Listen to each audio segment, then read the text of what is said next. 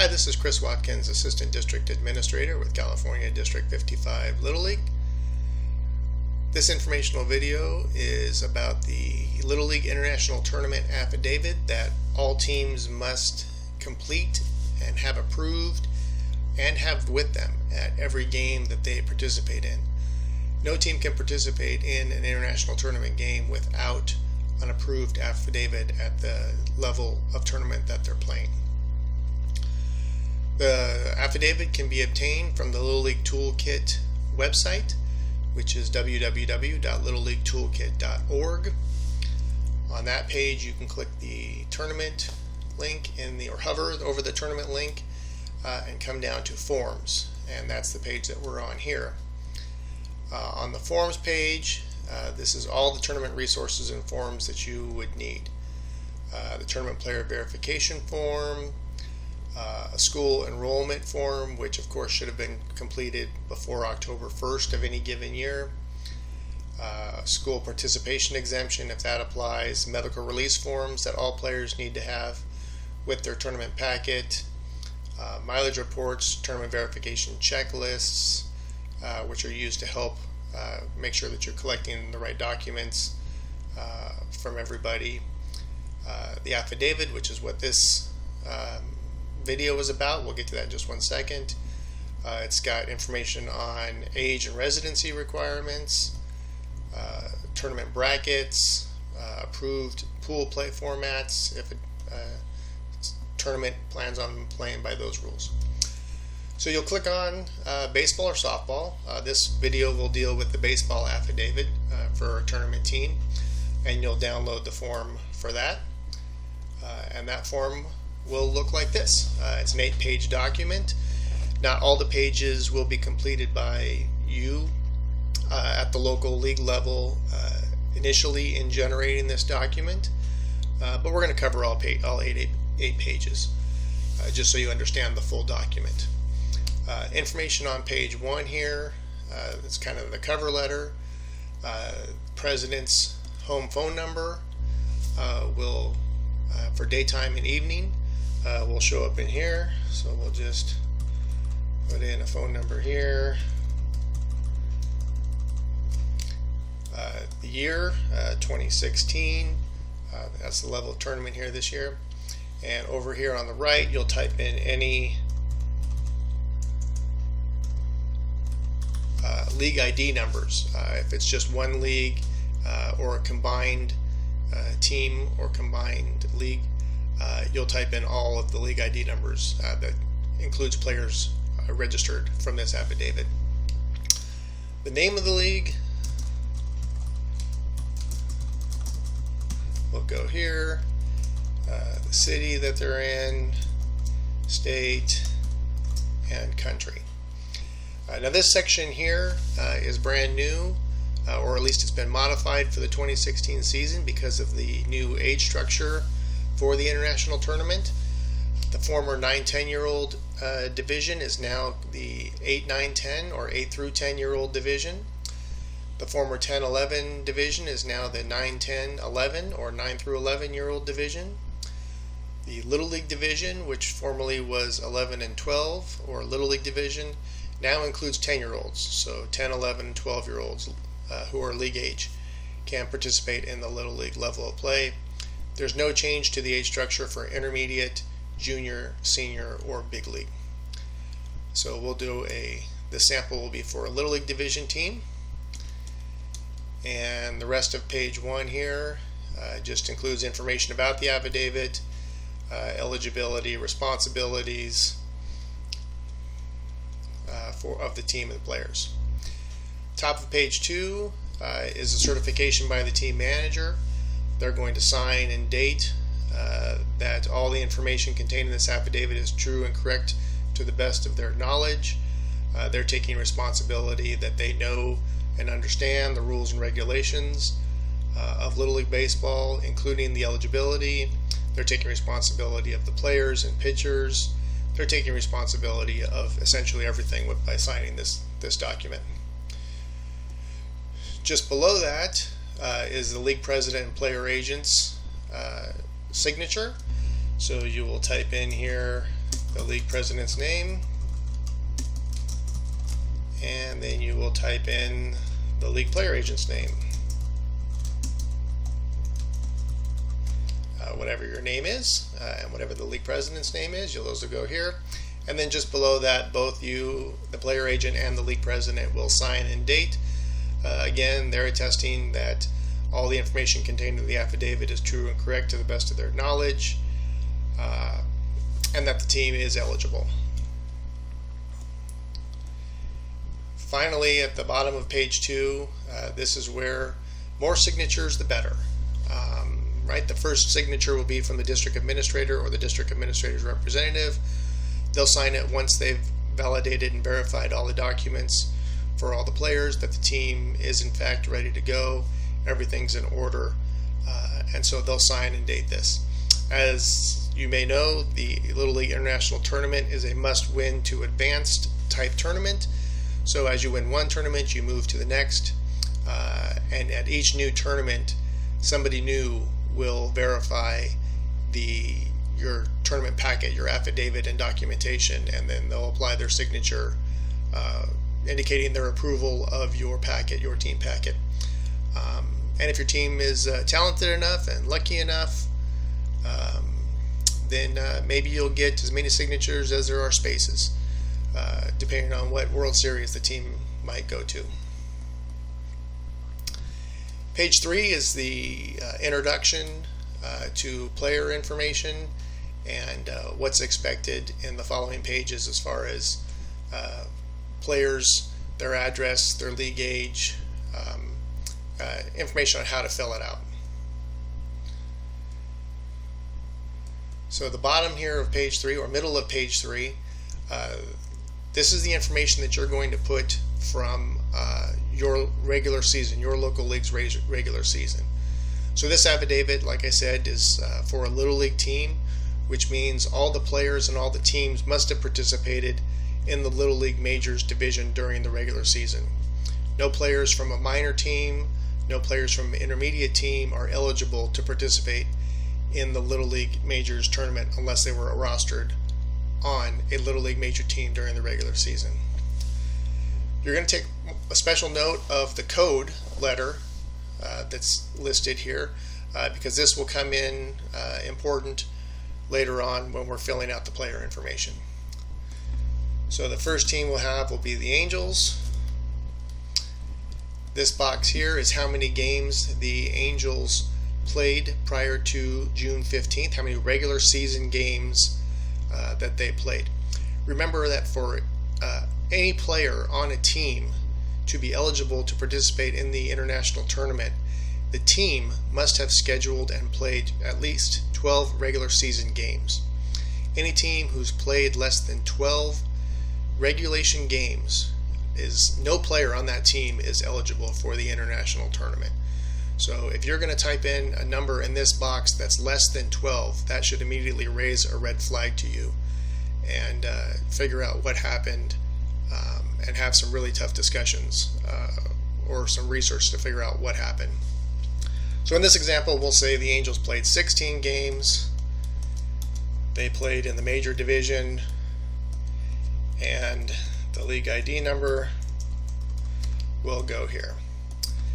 Second team will be the Dodgers.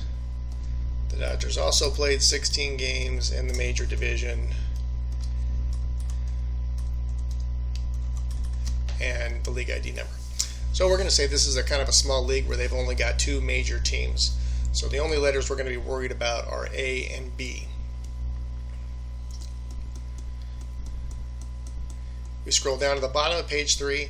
This is where you're going to list the manager and coach information. Remember that for any affidavit for any team, the maximum allowed is 1 manager and 2 coaches. There are no alternate coaches. There are no substitute coaches. 1 manager and 2 coaches, and this is where you're going to put that information. So you'll put the the manager's name, their address, the team code. So this, again, you're going to refer to the chart right above.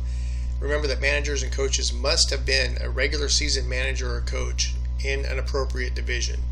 So because this is a Little League affidavit, all managers and coaches must have been a manager or coach in the regular season on a team within the major division. So my only choices with this particular affidavit are A and B. And we'll say Mr. Teague was a manager on the code team A, which is the Angels if we scroll up.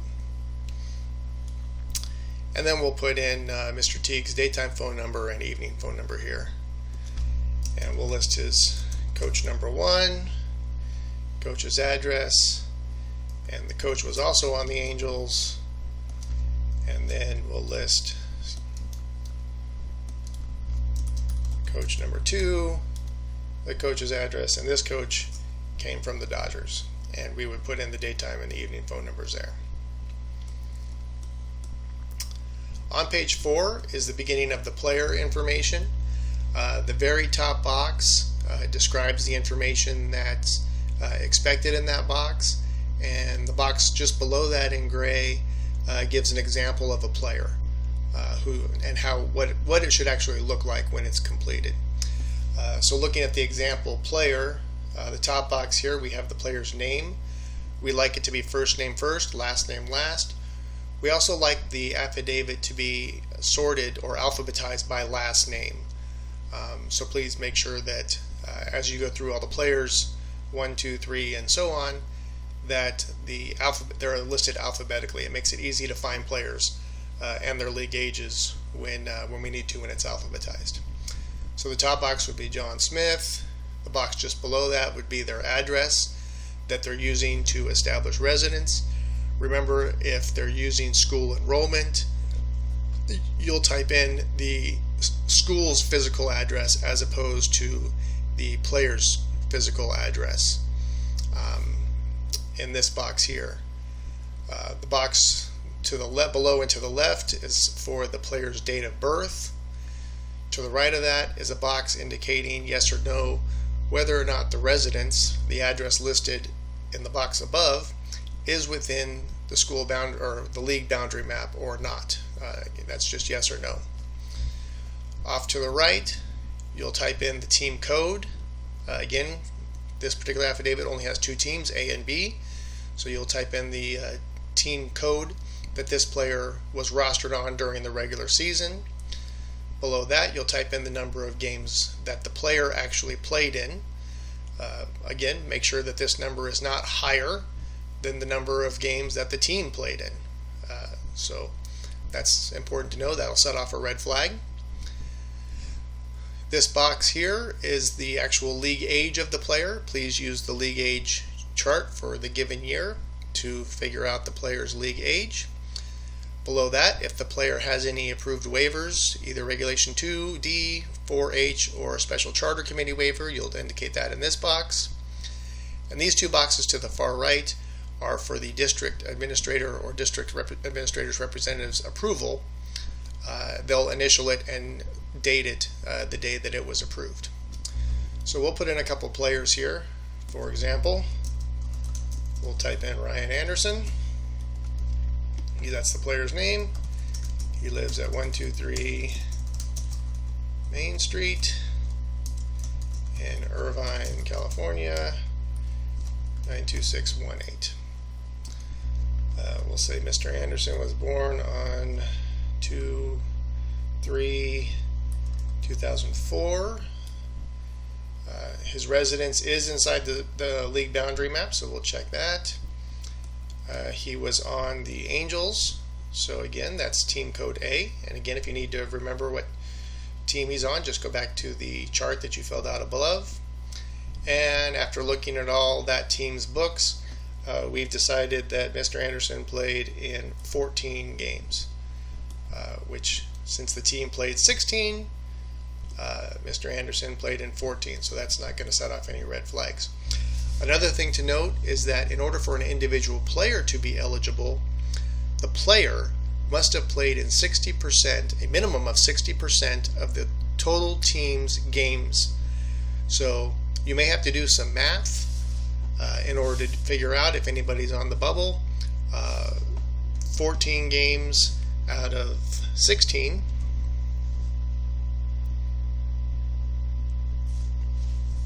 above the 60% that he needs. He is league age 12. He does not have any type of Regulation 2D, 4H, or Charter Committee waivers, so we won't check anything here. And these boxes we'll leave empty because that's for the district administrator to approve. We'll enter another player here. We'll call him Tommy Ball. And Tommy lives at 55 Baseball Drive.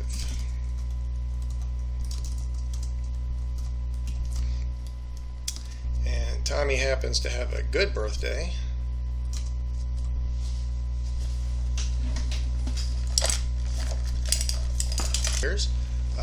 But Tommy was born on May 1st, 2003, which also makes him league age 12.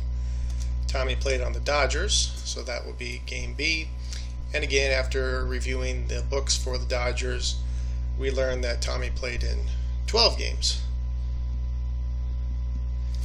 And that's 75% of the 16 games that the Dodgers played.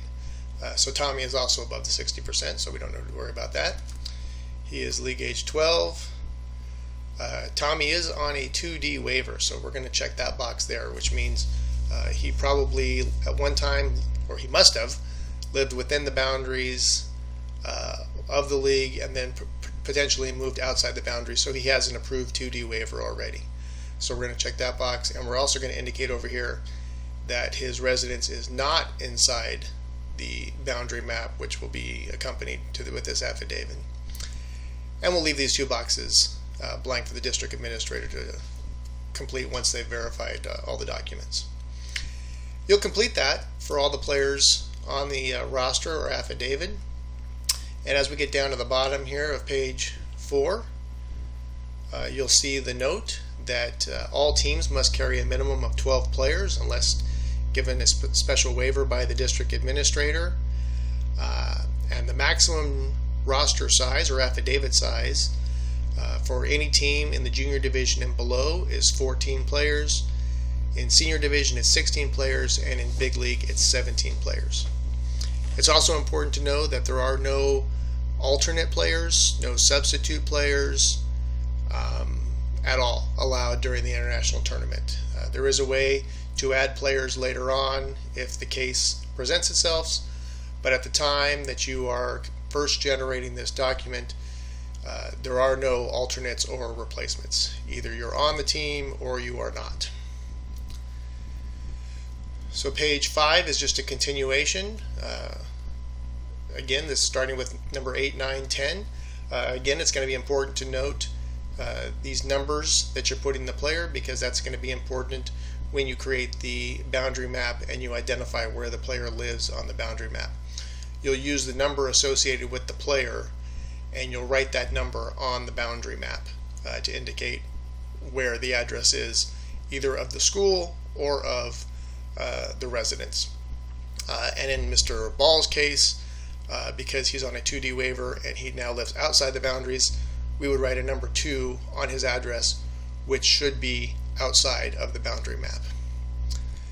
It's also important to note that with the school enrollment, you may have several kids on this team who go to the same school, and they're going to use that same school address. So it is possible to have multiple kids using the same address of a school. And then on the map, you will have multiple numbers bunched up in the same area because they all attend the school. You just need to make sure that the number is legible on the boundary map. So we're coming to the bottom of page 5 here. Page 6 contains information about the replacement players. Again, there's no such thing as a replacement player or alternate at the beginning, but once games have begun, if you need to add a replacement player, there's ways to do that, and an area where that replacement player would be added. At the bottom of page 6 is a manager and coach replacement section in the event that a manager or a coach decides he cannot be with the team anymore and you need to officially replace him with a new manager or coach. Page 7 and page 8 are the team's pitching affidavit. This is just as important as the rest of the document. This is where the team is going to record or keep an account of all the pitchers that they used in any game that they participated in. If you'd like, you can type in the league name and the division up here, or we'll call it Little League Division. And then this document is going to be filled out by the tournament director, the official scorer, or the official pitch counter once the game has been completed. And this is just going to be the record of who pitched in the game, how many pitches they threw, and how many days rest that they need. So this document's important. The official pitch counter, official scorer will initial here, the manager will initial for each pitcher, and the tournament director will also initial for each pitcher for each game. And there's 2 pages of this. At the bottom of page 7 and 8 as well, there's a record of ejections in the event any player, manager, or coach gets ejected. Hopefully those won't be used very much at all. We'll type up here.